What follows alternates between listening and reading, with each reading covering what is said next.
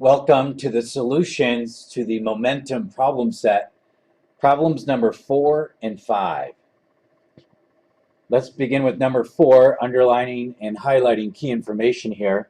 A railroad car of mass 2 times 10 to the 4th kilograms, so M, moving at 3 meters per second, VO, collides and couples, we'll get to the significance of that in a second, with two coupled railroad cars, each of the same mass as a single car and moving in the same direction at 1.20 meters per second. This is also VO, and since we have different objects here with different velocities, maybe we'd call that VO1 and this one VO2. What is the speed of the three coupled cars after the collision? So that would be the final velocity. And how much kinetic energy, K, is lost in the collision. More on that in a moment as well. All right, so we start off with a recognizing here we have a collision, kind of a dead giveaway, that we're going to have a conservation of momentum solution. So we start with our conservation of momentum statement, P before equals P after. The next question we ask ourselves is, what objects, if any, have momentum before the collision? And the answer here is both. We have one railroad car moving at 3 meters per second, colliding with two other railroad cars that are stuck together, moving at 1.20 meters per second and in the same direction. So you can see what happens in this problem is this first railroad car, since it's traveling faster, catches up to and collides with the other two combined, which are moving at 1.20 meters per second. Afterwards, the three stick together and move off in the same direction. So our conservation of momentum statement now becomes mass times velocity for every object that has momentum before, and mass times velocity for any objects that have momentum after. Well, beforehand we have a 2 times 10 to the 4th times its velocity, which is 3, plus a 4 times 10 to the 4th, since it's two identical railroad cars already stuck together, double the mass, times its velocity, 1.20. These two are moving in the same direction, therefore the positive sign in adding the momentum together. If they were moving in the opposite direction, we would subtract their momentum. Equals, afterwards, all three are stuck together. So we have 3 times the mass of the original car. So 3 times 2 is 6 times 10 to the 4th times V, which is what we're looking for. We go ahead and solve for V. Pause the video if you need time to manipulate the calculation. And you should get V equals 1.80 meters per second. That's our answer to A.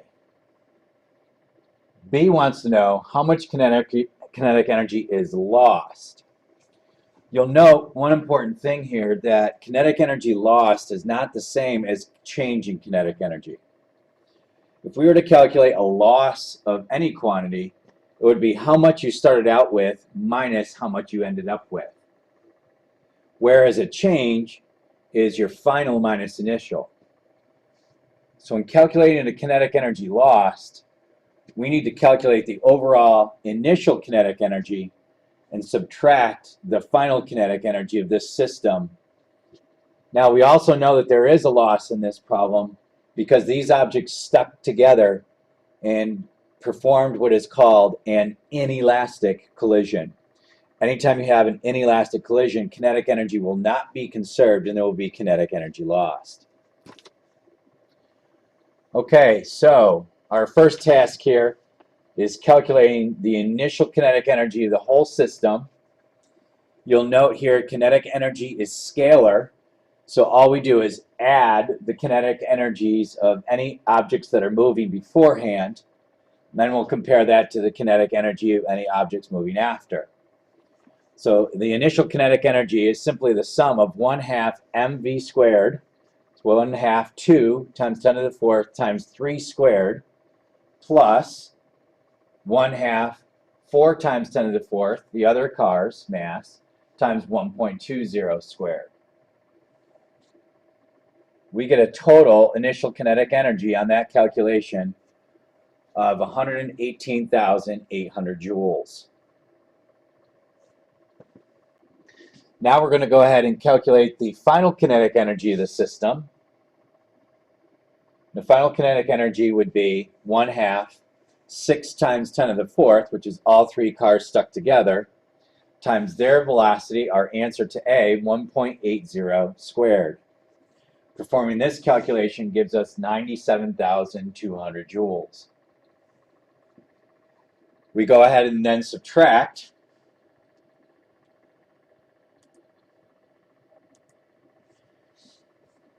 And our kinetic energy lost would be our initial minus our final. So 118,800 joules minus 97,200 joules is 2.16 times 10 to the 4th joules. A good AP question follow-up here on the AP exam may be, where did the lost energy go? And you would simply say energy was lost to the surroundings, or you could say it was lost to internal energy. If you wanted to be more specific, you could say that it was converted to sound energy.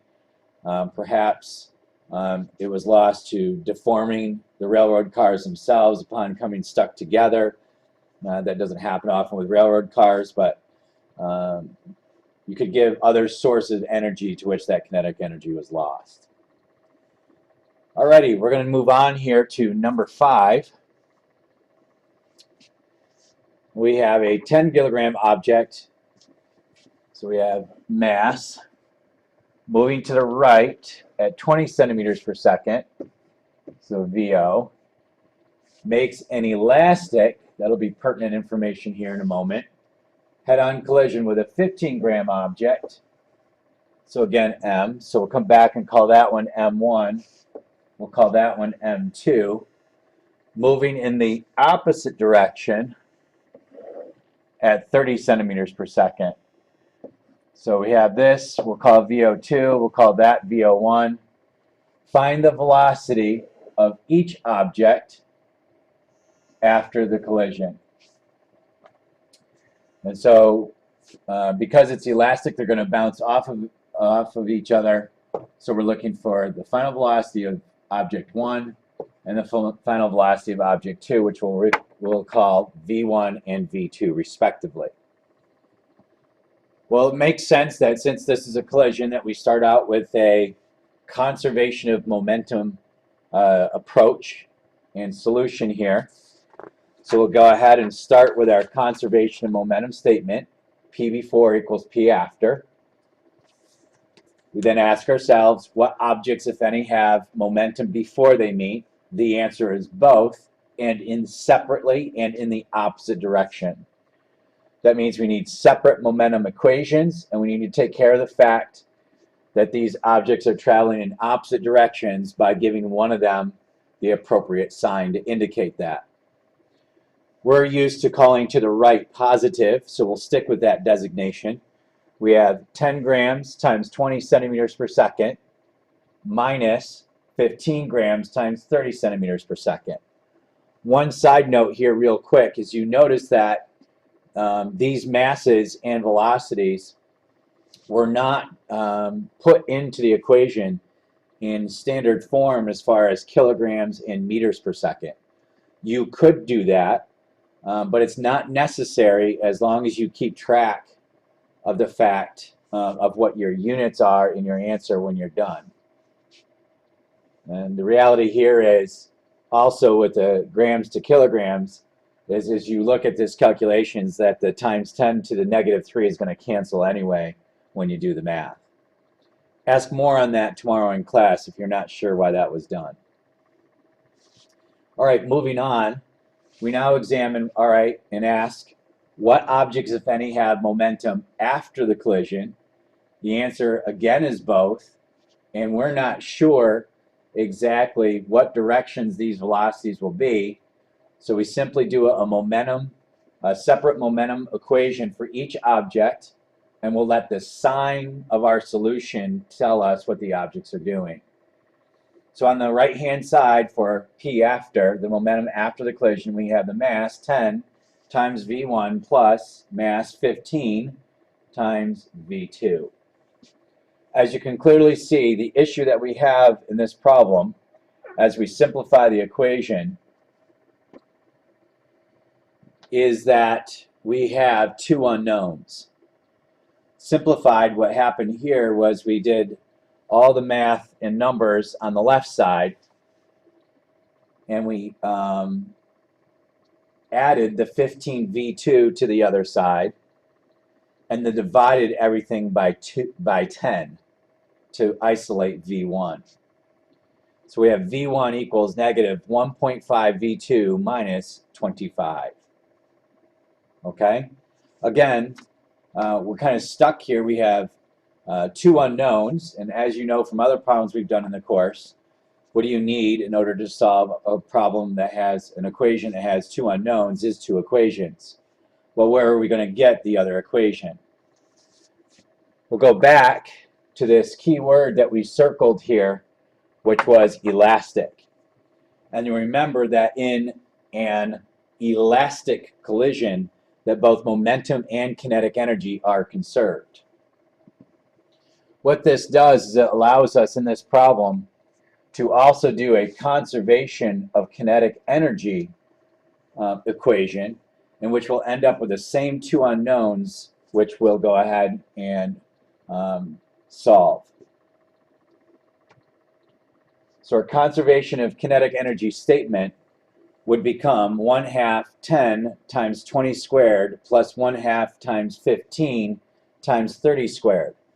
Now you may ask, why are we adding these energies together? We're adding these energies together because energy is scalar and not vector.